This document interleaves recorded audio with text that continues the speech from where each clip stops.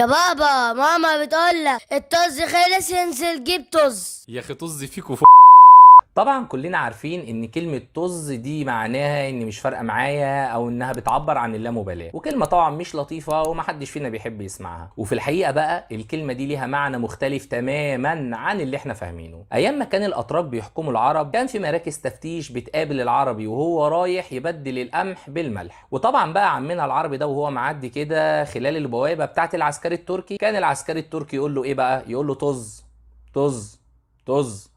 فيرد عليه اخونا العربي يقول له ايه؟ يقول له طز. وساعتها بقى يقول له العسكري التركي يعدي خلاص ومن غير ما يفتشه او يهتم بيه حتى. ومن هنا بقى نقدر نعرف معنى كلمة طز، وهي ايه بقى؟ الملح. الملح زمان عند الاتراك كان اسمه طز. الكلمة دي انتقلت لينا كعرب على انها لا مبالاة او عدم اهتمام، لان العسكري التركي لما كان يعرف ان اللي واقف قدامه معاه ملح عفوا طز، ما كانش بيهتم بيه وكان بيقول له اتكل على الله وعدي بدون اي مبالاة. بس كده يا معلم. فلو حد بقى بيصون العيش والطز يا ريت يعمل لايك وشير وسبسكرايب ويفعل زر الجرس علشان يوصلوا كل جديد. خلوا بالكم من نفسكم. سلام عليكم.